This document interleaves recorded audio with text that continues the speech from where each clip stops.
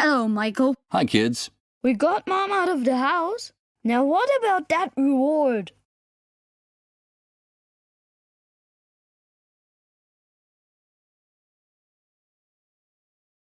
Yes, I think I have something you might like. I don't know if I'm doing the right thing. They're just kids, and this could get them into trouble. I know perfectly well what they're going to use it for, but their aim is amazing.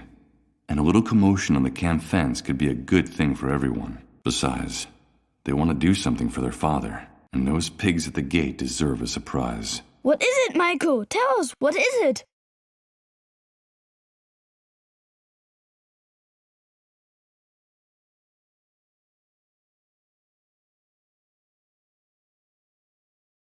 I know it's something you're really going to like. Here you go. It's a slingshot.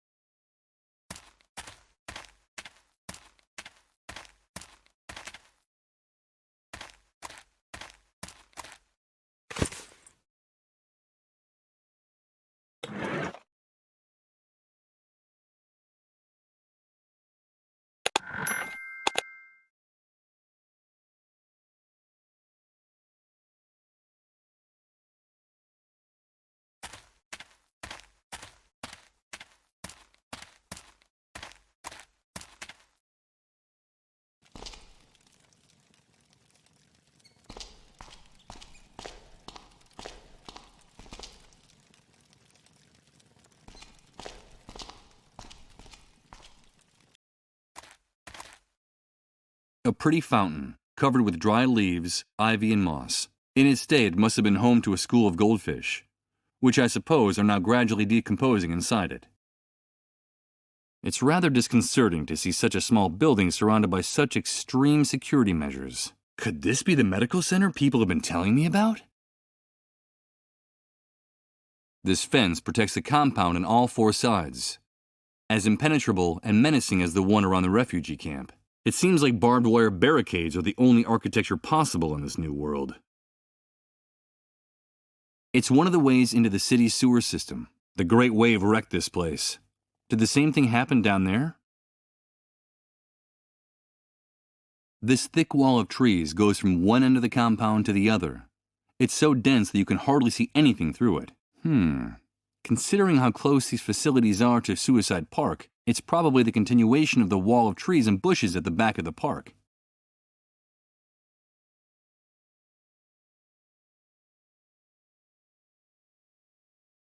There's a name engraved in this dirty old metal plaque.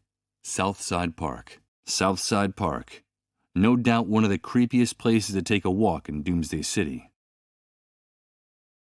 Someone went to a lot of trouble to weld the front gate of the park shut. I'm afraid that access is totally and hopelessly blocked.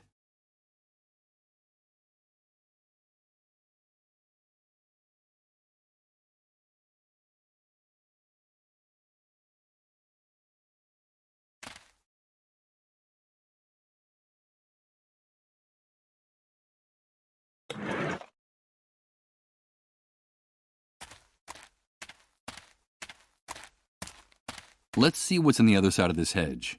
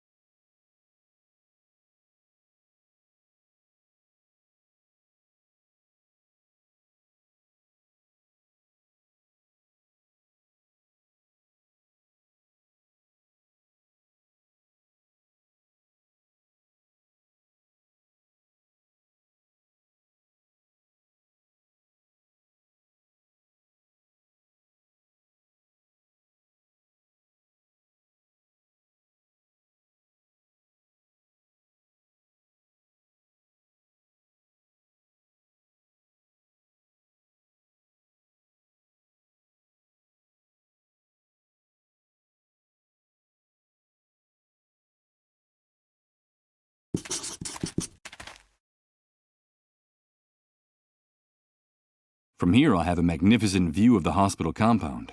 In truth, the part that's visible from the road is only a fraction of it. The vegetation conceals a much larger area. The trees and bushes conceal structures where hundreds and hundreds of metal barrels are being stored. Whatever's inside them, there must be thousands of gallons of it down there.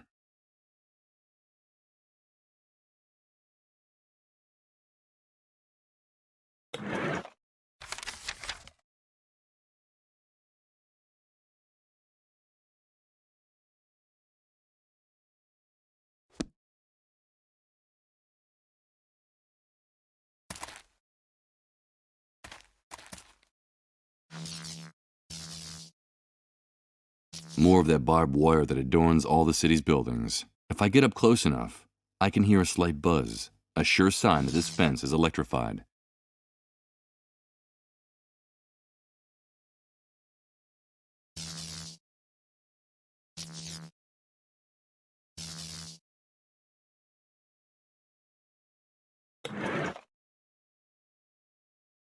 Okay, I'll wear the gloves to cut the electrified wire.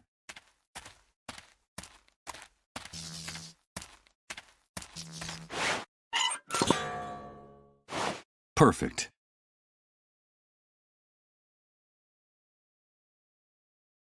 There's a flat metal object buried in the bushes. Let's see what's down here. It's a trapdoor, and it looks like it hasn't been used in a long, long time.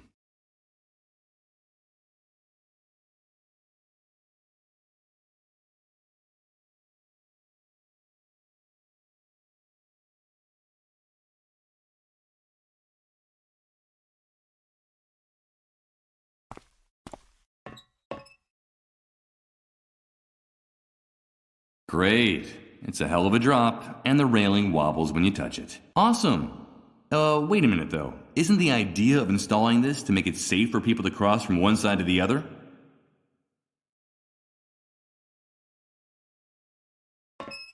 What is this place? Where the devil am I? It seems like the small building at the ground level is just camouflage. The most important part is here underground.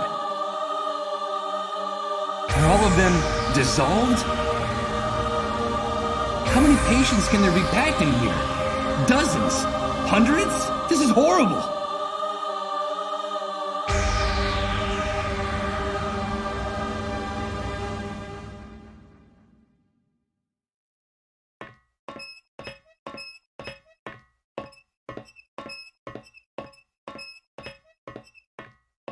A container covered in dust.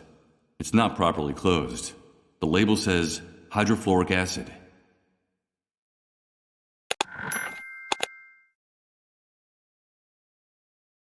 It's the only exit on this side of the catwalk, a ventilation hole covered with a grate. It doesn't look promising, but any place is better than this gateway to hell where I am now.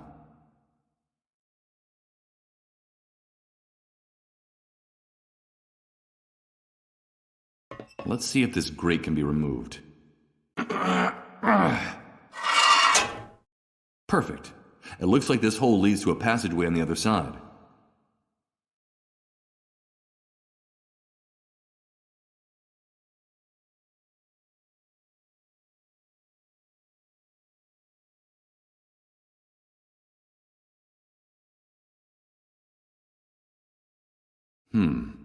The handle that opens this rusty monstrosity looks worn out. It looks like this closet is used frequently, and with very little care.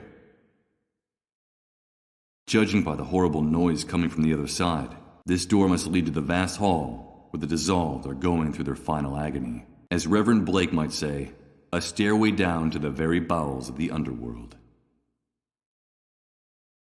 It's sagging from the weight, and so dilapidated that I doubt this janitor's cart has many more trips left in it. It's an enormous, wrinkled plastic bag that looks like it wants to escape from the cart's trash can.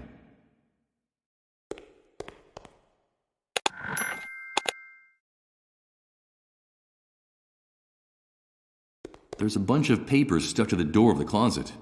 There seems to be some type of bureaucratic form among them.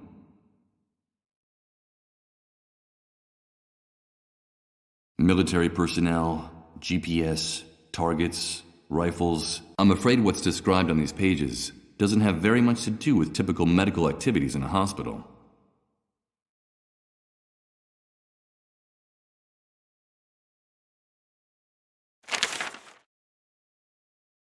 Military personnel, GPS, targets, rifles. I'm afraid what's described on these pages doesn't have very much to do with typical medical activities in a hospital.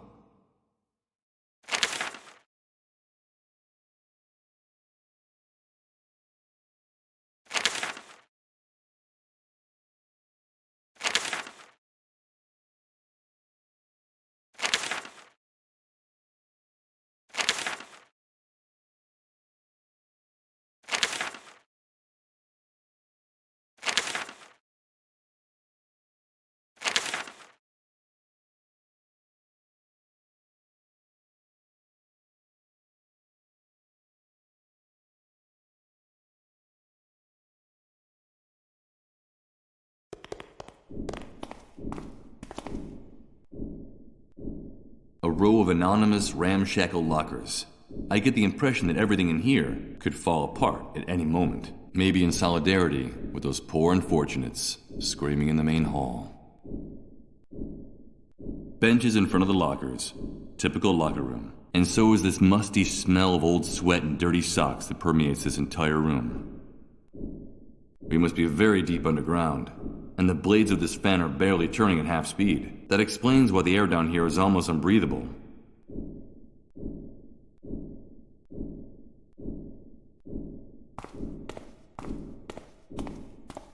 This glass cabinet has dozens of medications stored inside, classified by type: antibiotics, anti-inflammatory drugs, diuretics, and, painkillers. The future is in our hands. Collaborate, rebuild, report. From the text, I'd say this poster must have been part of a government campaign launched after the Great Wave.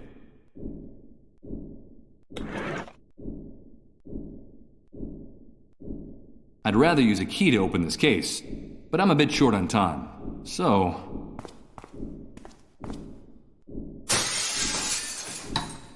Who is it? Who's there? Oh, excuse me, What are you doing here? Have you come to steal something? Take one more step and I'll call the soldiers. No, wait, please, don't do that. Security, this is Nurse Uma Grundy. I need you to come right away. No, wait!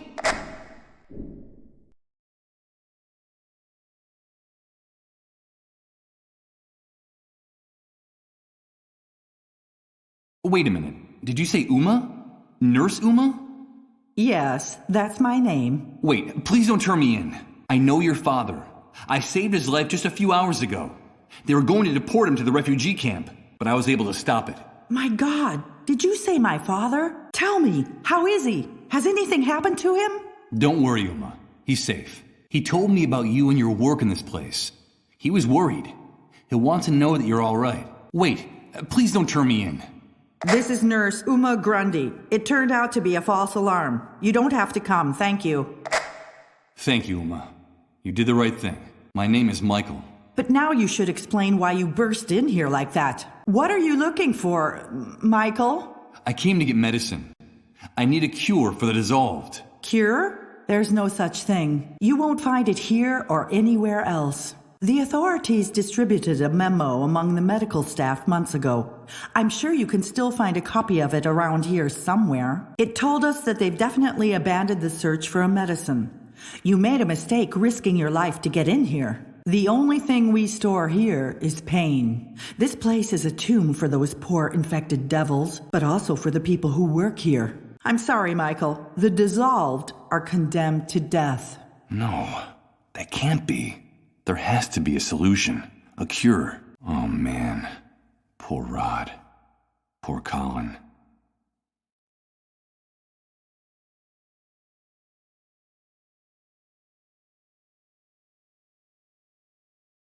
But I heard in the refugee camp, they said a cure is being produced and stored here. Well, if that's not the case, what's the purpose of a building like this? The Army deliberately keeps that rumor about a possible cure alive. You see, as long as people still have some hope left, it is much easier to control the city more effectively. But it's a lie. I understand. This medical center was built just after the Great Wave, taking advantage of some abandoned underground facilities. That was when the authorities were beginning to work on their project to rebuild the city. They told us the building was going to be used to take in the first patients.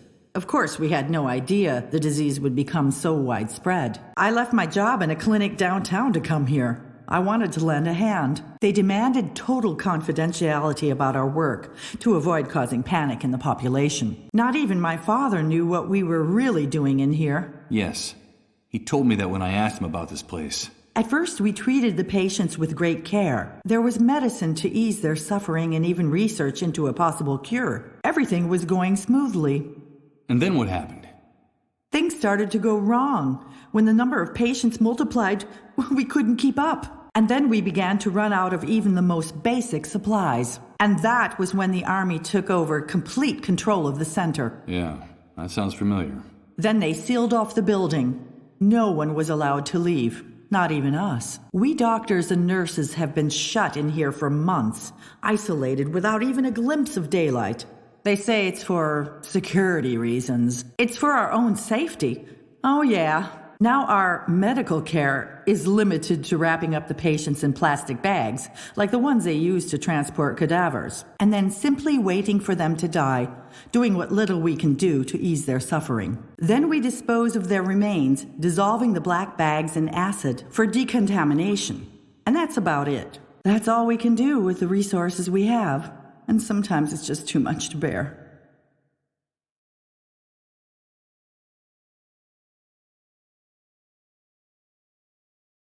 Condemned to die. I heard their cries of pain out there. What really happens to the dissolved? These people suffer the most excruciating pain and die in the most horrible way I've ever seen. The first symptoms are bouts of nausea and fainting, which become more frequent and prolonged as the disease progresses, until in the end their entire metabolism enters a state of shock. Then their entire cell structure dissolves. It simply disintegrates. There's no medical explanation. It just happens. But there's something even stranger about the disease. What could be stranger than what you just told me?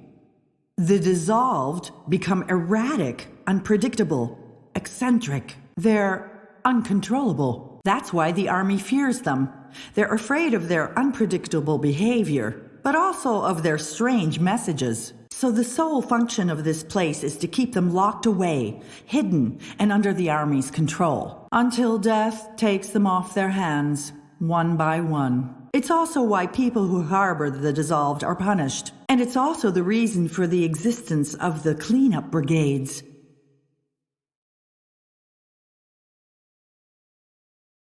But I thought they were just controlling the patients to keep the disease from spreading. But that's a lie, a blatant lie. The spread of the disease is accelerating. The number of cases is multiplying every day. But it's not contagious. We doctors and nurses have been treating the sick for months, in direct contact with them and their remains. And the rate of contagion among us is no higher than out there. The Army is lying. But then, how is the disease spread? We don't know, Michael.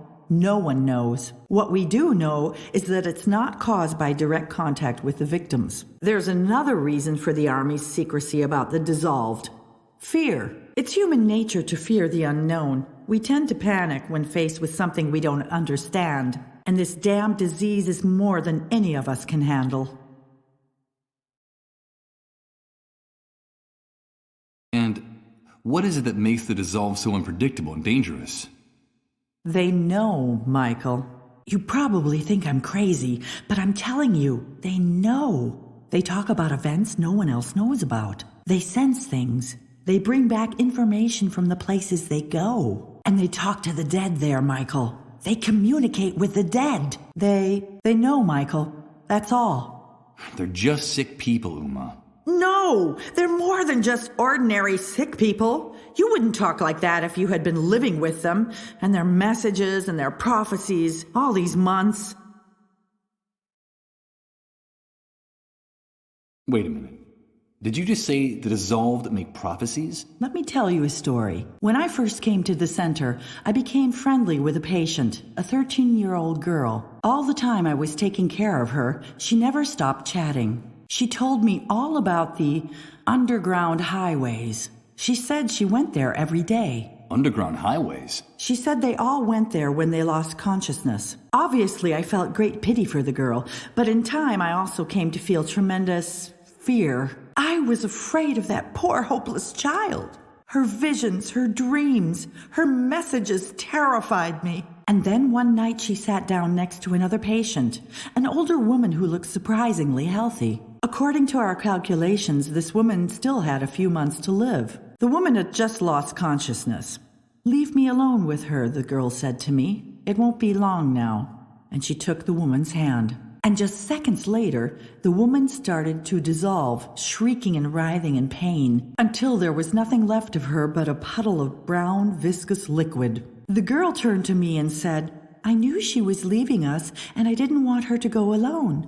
That would have been very sad, wouldn't it, Uma?" The girl's face was still dripping with the remains of the patient. She knew what was going to happen, Michael. She saw it. From then on, my fear became uncontrollable. I felt defenseless next to her. I understand. Finally, my panic was so great that I refused to go anywhere near her. And I even, God forgive me, I felt secretly relieved when she herself finally dissolved. They know, Michael, and that's why they're so dangerous to the people in power now. The cleanup brigades. I've seen how they behave. They're savages. I despise them. They're like predatory animals, heartless and unscrupulous. The rest of the staff refuses to share the facilities with them, so their lockers are out in the hallway. That's where they keep everything they need for their hunting expeditions. The GPSs, the disease detection tests, their ID badges. Each unit is made up of 2 soldiers, 1 doctor, and 1 nurse.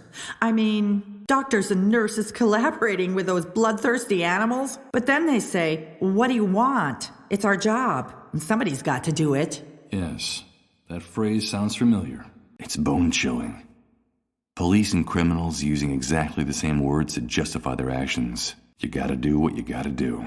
That seems to be the slogan of the executioners of this new world. Talk to my father, Michael. Tell him that I'm all right, that he shouldn't worry, that we'll be seeing each other soon, very soon.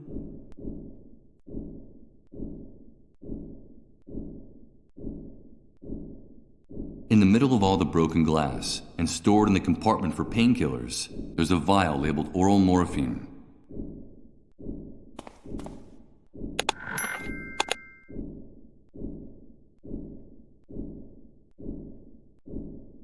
A very old piece of furniture, completely worm-eaten. Its decrepitude stands out even in this locker room. Let's see. Inside, I only see dust and old papers, and a tiny key.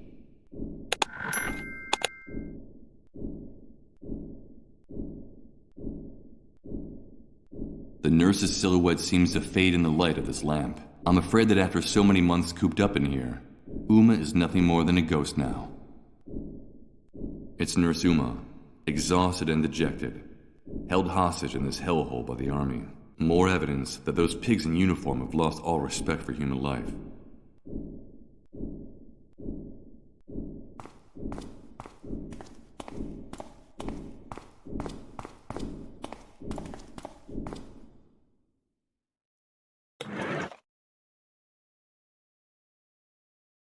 Let's see if it's the key to this closet. Bingo! A mysterious crate with several objects inside. I see a yellow bucket in here with medical waste, with a handful of what seem to be tests for detecting the dissolved.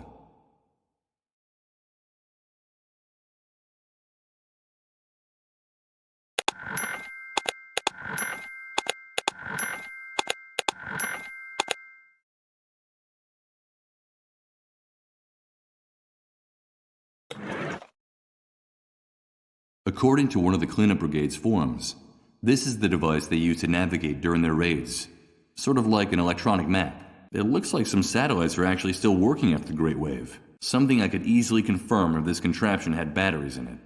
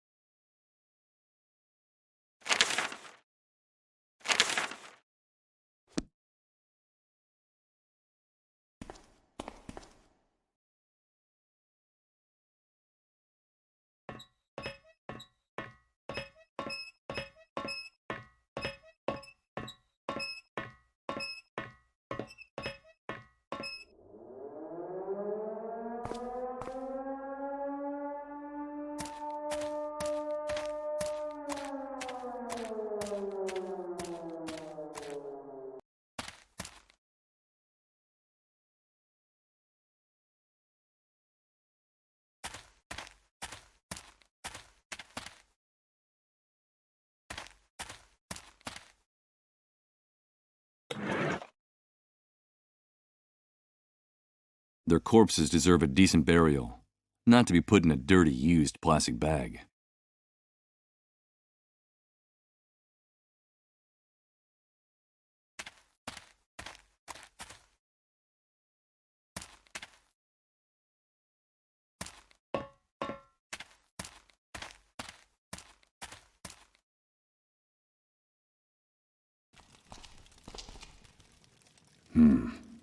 The street is even more desolate and silent than it was before. I guess while I was in the subterranean hospital before they dissolved, the soldiers called the curfew.